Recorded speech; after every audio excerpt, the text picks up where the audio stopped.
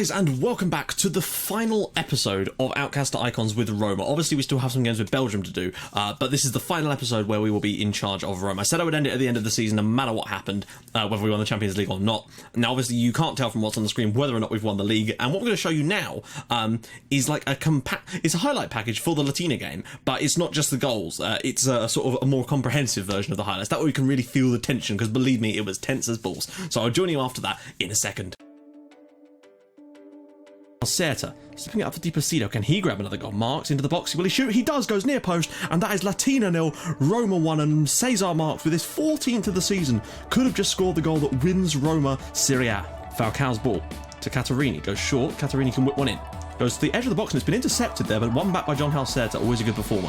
Catarini cutting inside to Marks again, and Husic makes the big save. Tito's in again, and he scored. Oh yes, directly from the corner after Latina 0, Roma 2, Marcelo Di Placido. 51 goals this season for the lad. Well done, Marcelo. Whips it across, and Ungo Besse's in there. Amazing stuff there. Latina with their first shot of the game that's really troubled us. Latina 1, Roma 2. This game's not over yet. Put them back into this, guys. Jason Emraz, Hrudlika, and well, tackle, but Emraz is there still. Zubalidis, he's in, and he's hit the crossbar, I think. No, it was a save by Boisson. Di Placido with the ball at his feet. We need to get a third. We need a third goal now. This game is sort of, oh no, it's gone over the defender's head again. Ungo Besse's through, and of course, he's missed it. What a chance, but yet another ball over the defender's head like that. Hrudlika's ball in. Dorsgaard clears it. No, big Drupal could set us on a break here. He's got the pace, and he's got a little bit of support, but not in the right areas. He's spreading it wide. Can he find a cross? He does, but Husic will collect that. Use it? No. Jurica. And we've got players up, but again, Ungo Besse, who's been a menace to us every time we've played them, it seems. Piccolo. In for Ungo Besse. He's got players around him. Zubalidis, and Boisson makes the save. All bounces down to Falcao. This game is still in the balance. A goal for Latina does not win us the title. Fadisco slips through for Di Placido. Is he onside? No, he's not. Husic with the long ball downfield should be easily met, but again, we can't seem to clear our lines properly. Everything seems to have changed since we went 2 goals. So Zubalidis is through here. Terrible angle. Oh my god, guys, are you joking? We cannot afford to do that, and that means that we are not going to be champions today. We were 2 goals to the good, and we've just been so bad in these final sort of 5 or 6 matches this season. I don't know what's happened to us, but we're going to have to go at home to Parma on the final day there. What a disaster. Garcia, and there we go. Latina 2, Roma 2. What are we playing at? Right, guys, we're back, and yeah, as you can see, we did not beat Latina. We were 2 goals to the good and managed to throw it away, and I don't know what's been going on with our form. We were absolutely ripping up trees, and now we can't buy a win. So thankfully, on the final day of the season against Parma, we do have to win if Juve beat Empoli, which you feel they will do. But I feel like we've got enough in the tank to beat Parma at home, to be honest. A draw and a win for Juve would not be good enough, unfortunately, because they've got a better head-to-head than us, which means they'd win it on that. And given the lead we've had at some point, if we were to throw this away now, I'd be disgusted, and I wouldn't be able to figure out what's happened, because we've not changed anything. We've been playing superbly well, and it just seems to have flipped a switch, and now we can't buy a win out of nowhere. It's really bizarre. We've thrown away so many good opportunities to win this league comfortably. But there you go, guys. So I'm going to do a quick question of the day, and that is this one. What is the strangest nation you've ever seen win any international competition on any FM? I think the weirdest one, and by this I don't mean any disrespect to the country, is that Serbia won the World Cup, and I can't remember which save. It may have been in one of my YouTube saves, or it might have been before I was doing YouTube, on FM13, perhaps, when I was doing a save with Uni out of Madeira. I don't really remember, but I know that Serbia have won the World Cup in one of my saves, which, you know, no disrespect to Serbia, they're a good footballing nation, but they're not at that level. But they won, and they had some great regions in that team as well, so it must have been certainly quite a long way into the future. But still, that was great to see, frankly, a side like Serbia winning the World Cup. Maybe someday they will do. So yeah, there we go. Let's take a little look at the squad. Now, up until this point, as you can see, Di Placido, he's had some really blippy games. Like, you know, 7.2, I say blippy. 6 there, you know. Over the last few matches, Falcao has been the man. And, yeah, frankly, you can sort of understand why. He's only, you know, he's not great for providing much. He's got a few assists, but look at that. Tackles per game. 15, nearly 15 tackles per game when he plays there, and that is outrageous. 91% pass completion over nearly 30 matches is absurdly good as well. Top scorer, of course, 51 in 51 for Di Placido. It's certainly not his best return for us, I don't think. I think he got more in... well, he got 48 in one season for us before. I don't know how many he got in all comps that year. He got 58 in 52. Last year, he got 26 in 44, and... wow, that's disgraceful. That's really bad, actually. But 51 in 51 this year is definitely better anyway. He's obviously got a few international goals as well, which don't count towards that anyway.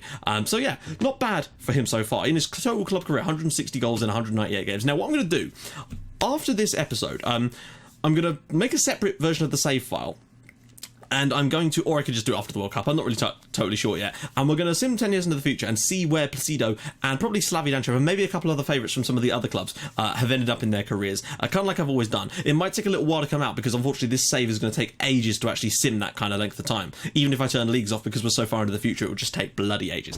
So there we go, guys. If you do have any idea for a question of the day as well, please do drop those in the comments too with the hashtag QOTD. I've just noticed that Jefferson Mario, who's going to be missing for this game, has made 406 interceptions in the league this year. That is outrageous. Here's how the league actually stands. We're 2 points clear. Way more goals scored than them. I mean, 12. 41 goals in the league for 40 in the league for Di Placido. Capra 21 assists as well. And annoyingly, Mario Augusto could be in there, and I don't like that. I want to make sure that one of our players actually wins that. I don't know whether you can see one for interceptions on here. Oh, interceptions made. We can, actually. Wow, okay. So interestingly, none of our players. Jefferson Marim, only 272. Maybe it's just because, a worse team perhaps will get more interceptions because they're more of a defensive outfit. As for, the sort of key passes, I imagine we're going to be absolutely all over that shit. Wow! Gaspari of Palermo has actually got more key passes than Halseta, Capra and Catarini, who are all very close. I figured we'd be jumping out in front of that. Key tackles, of course, will be nowhere near that. But there we go. So, it all comes down to this, basically, guys. If we win against Parma, we're champions. If we draw against Parma, we have to rely on Juve not to win against Empoli. And let's face it, Juve are going to win against Empoli. That's just how it is. So, they've done a really good job at trying to reel us in, to be honest. Unfortunately, the morale is really poor. And also, another thing. You get those team meetings with a couple of games to go, or a game to go in this case, where it's like, tell the team to get them over the line to win the title kind of thing. Now, they are completely broken now. They used to work a little bit, but now they are just completely fucked. Because I got the news item, basically, and usually you have the choice to speak to your captain or do it, and I usually speak to my captain just because I hate those types of team meetings. They never go well. But this one, I'd already done that, and it came up with another one, because obviously we drew the Latina game. So I said to myself, right, okay, we'll do it anyway. So I went whole team meeting, and basically all four options were basically, first one was like, I know the title isn't in our hands. Well, yes it is, we're top of the league. Ugh. And the next one was like, we haven't put ourselves in the best position. Again, we're top of the league. The next one was like, no one expects us to win the title. They do, we're top of the league. So not a single option I could give in the interview or the team meeting was to say, yes, we're actually top of the league, we're supposed to win the league, we are going to win the league, now go out and do it. What is with that? Really confuses me. Shouldn't it be about context? If you're top of the league, you should be the favourite to win the league on the final day of the season, particularly when you're 2 points clear. But there you go. Sorry, rant over. It's just frustrating when those sort of things just don't work, and it would be so easy to make that work using context clues. But there we go. So we're 1 to 4 favourites for this game. We've always smashed Parma, but that probably means we're going to absolutely bugger this one up. 175th appearance. I haven't dropped him. He's being rested because, unfortunately, we've got a little bit of a problem with the game. So Bonasoli, Alessandroni, Luzon, Pescinovic, Rios, Peta, Chessa, Maniares, Yentri, and Abrescia with Provadel in goal. And a huge number of players on the bench that I'm not going to sit there and list off. But I noticed they've got a lot of Eastern European names, which is kind of cool. So we're going to do this. I'm also going to go on to control from the beginning because we're at home and it's against Parma. We need to absolutely smash this. This is crucial time now. This would be for me, this was actually a better title win than the one in the first season, or the third season at Roma, frankly. I feel like this one would mean more because it's the final one, and we've probably been the best side. We've been the best side in this league this year, no doubt. 102 goals scored, way better goal difference. Okay, we've let in a few, and that's been our downfall at times. Halseta goes short for Capra. Can we get an early goal to set us off on our title win? Oh, it's in the back of the net, and there we go. After just 3 minutes, Simone Capra gives Roma the lead, and that is what we needed to get. A couple more goals before half-time, and I'll be very confident. Now, if we get ourselves into a good winning position, I will be bringing on Slavi Danchev up top because he very nearly scored the goal that probably would have wrapped the title up by now, and it was not his fault that the game that we had that immediate insta highlight and the ball just lumped over the top and then they scored immediately. For me, Slavi Danchev probably should have won us the league by now, but that's not his fault. He's done a bloody good job. So 1-0 up after a couple of minutes, and that's fine by me.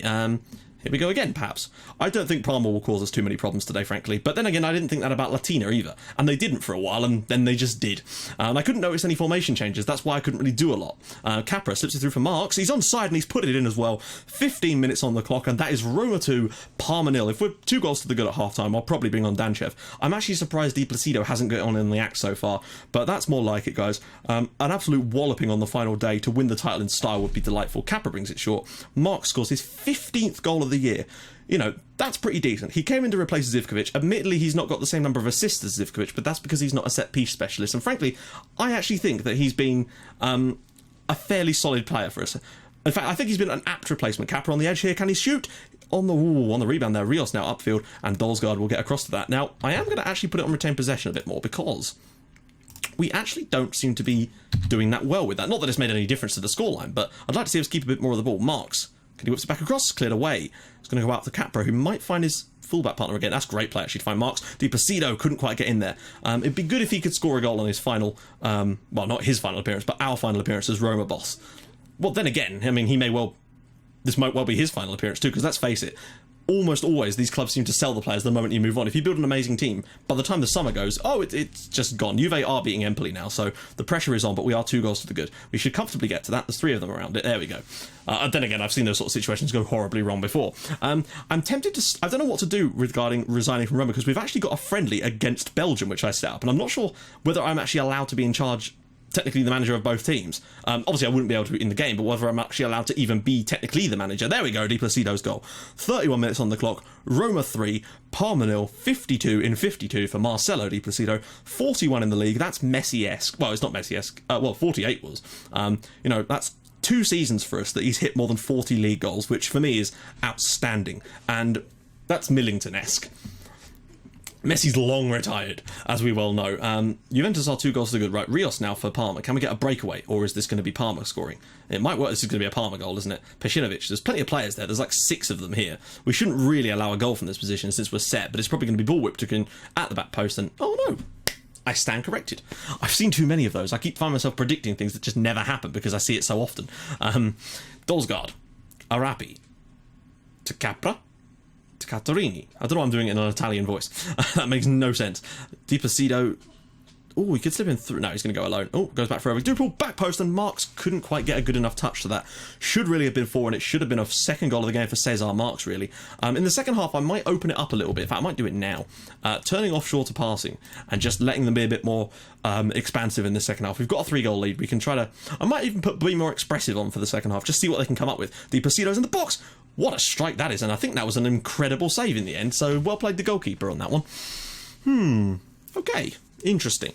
3-0 at half-time, I'll take any day of the week. No, I will give them some praise. God damn it, Herman. Ah, dear. Right.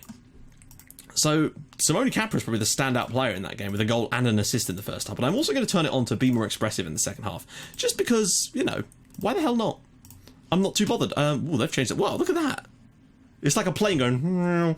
Anyway, God, I just did an impression of a plane in a video. That's happened. So, yeah, I'm going to turn off retain possession, actually, since it doesn't seem to be doing a great deal, and it might be hindering their expressiveness. So we're just going to go with that for now. Let's just tell them to be a bit more expressive for the second half, see if they can come up with something special. A goal to finish off the Roma part of this save with a flourish. Obviously, winning the title is a nice flourish, but I'd like to see something special in the second half. Also said I'd bring on Danchev, didn't I? So, Slavi, on you come, son.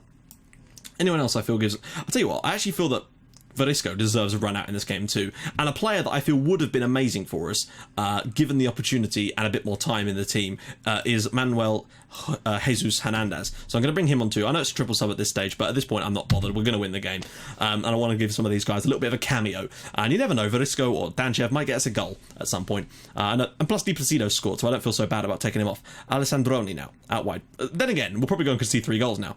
Oh, that could have easily slipped through amazingly there. Chiesa. Pešinović. Rios.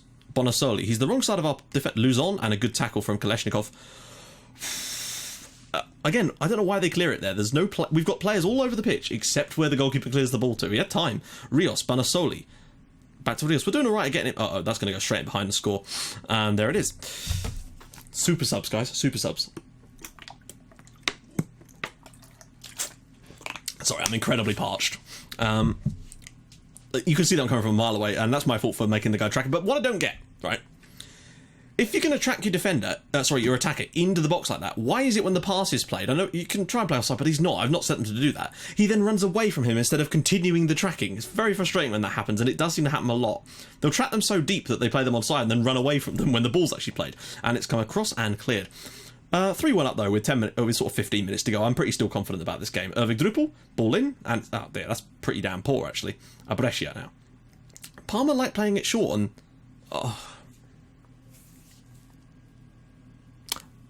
That's been starting to happen more and more now, and I don't really understand why. Like, in almost every game I see a situation like that. It doesn't always result in a goal, as you'll see there, and as you'll have seen in the highlights of the Latina game, but it often does, and it's very frustrating to have when Arapi's not exactly super short, and he's a good defender, so I don't really get that. Mark's cutting inside, and he's got himself another goal for the season. Roma 4, Parma 1. Cesar Marks now has 16 goals. I think he may well be our second biggest goal scorer, and to be fair, the winger on this side does often play as an attacking player. I can't remember the name of the guy that pioneered that role for us. When we were over in Kazakhstan, we had a right winger there that was basically the king of that right wing play. In fact, I believe he was actually our top scorer until we found ourselves a decent striker. But there we go, 4-1.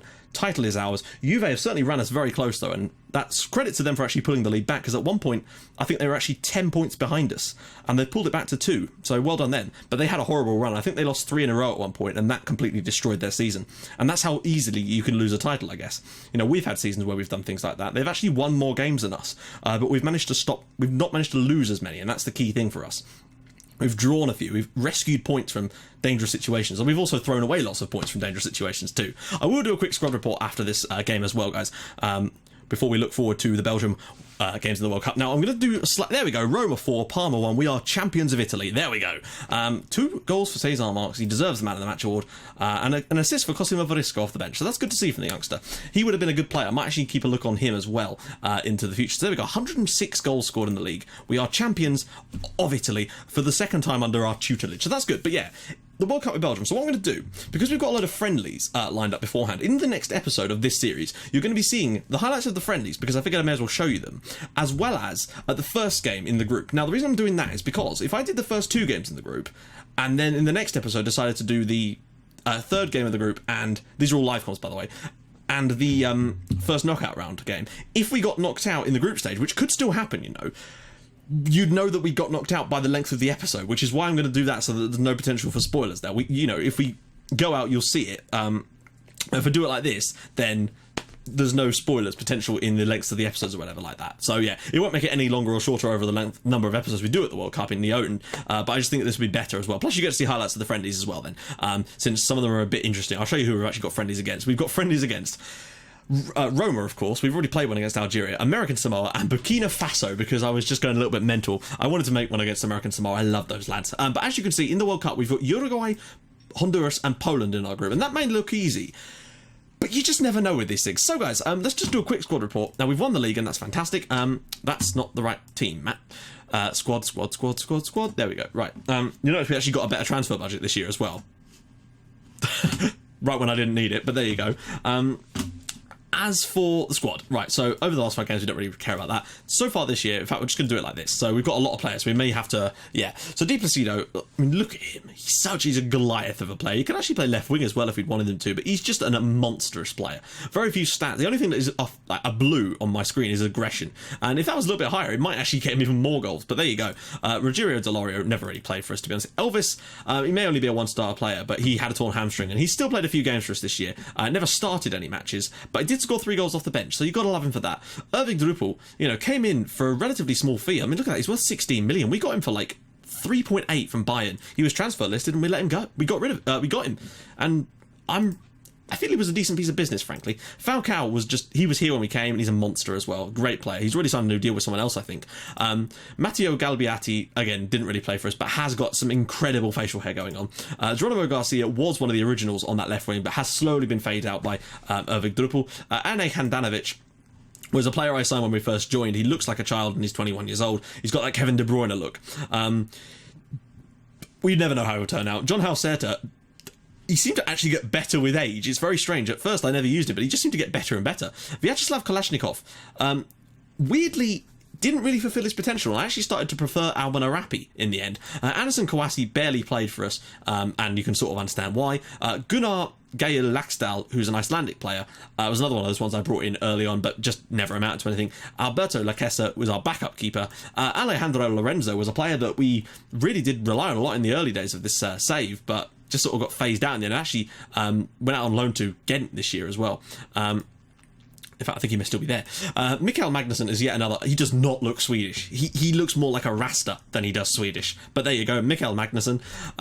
Jefferson Marin, of course, the legend himself. Obviously, they're tired after the last game, so that would explain that. Walter Marinconi, he started a few games and he actually got 3 goals for us this year. And yet again, some glorious facial work there going on. Cesar Marks, 39 appearances for us this year, 16 goals. I have to say, I'm pretty impressed with him. He came in as a replacement for Andrei Zivkovic and probably had, well, but as you can see, had by far the best result of his career. He was barely getting in the team for some of these teams, and that's bizarre, because he's so good. But there you go, that's probably why we were able to get him, actually.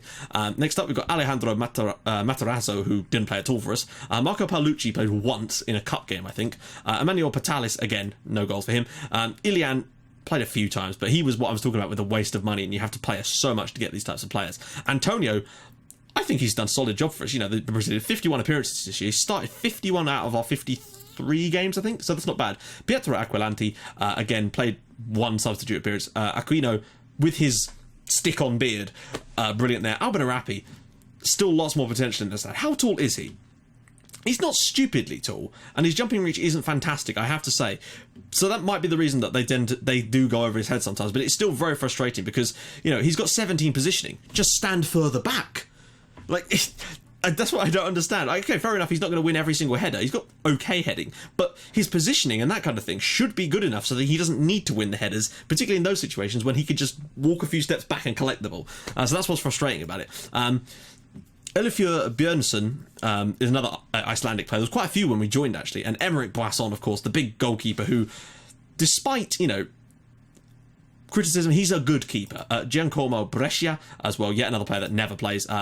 Brusoni is another one of those. Cancerelli played a few times for us. Capelli never played. Capra, of course, the man, the myth, and what a player he is. We'll probably see him in the World Cup, actually. Catarini is another one of those who, despite not getting many caps for Italy, I'm really surprised about that, considering how good he actually is. But there you go. Shan Shagalini, again, never played for us. Dolsgaard pretty much put in a really solid season for us. He was good for us. Slavi Danchev, you gotta love Slavi, you really do. What a player. Where did his career sort of begin? He actually started at Litex Lovec over in Bulgaria and went out on loan from Roma to Septimifri, who actually were in the top flight, but I've literally never heard of them. And there's no league history, of course, because we've turned the Bulgarian league off now. But there we go. Slavi Danchev, what a player he is. Any more? Flavio Di Paolis, don't know who that is either. Luca Di Curzio, he actually did some good stuff for us. 5 goals this year, not bad for a player that isn't really that good. And we're back to Di Placido. So there we go, guys. Don't worry, there will be a looking forward episode with those guys. But in the next episode, what you're going to see is the highlights of the 3 Belgian friendlies against, Roma, American Samoa and Burkina Faso, and of course the first game of the World Cup against Uruguay. So I'm massively looking forward to that. I hope you guys are as well. And once the this series finishes after that, will be double episodes. Well, not double episodes. It'll be every single day of Paris until FM16 comes out. And yeah, so I'm very much looking forward to that. I'm working hard on some ideas and some new graphics and stuff for FM16, but you may see some of it in my saves up until then as well while I test things out. So guys, if you have enjoyed this series with Roma and Outcast to Icons and with the clubs in general, please do drop a like on the video just to say that you actually did like this series, and you might want to see me do it again in FM16 or into the future at some point, or maybe if you just did it yourself, maybe this, I'm not inspired you, I don't like to say that, but if you just thought, oh, maybe I will do something like that, and let me know how you've done in your Outcast to Icon saves in the comments too. So I will join you guys in the next episode where we will be playing against Uruguay, and obviously those games too, but the live come against Uruguay, first game in the World Cup with Belgium. I'm looking forward to it. I really hope you are too. Thanks for watching, guys. I'll see you soon. Bye bye.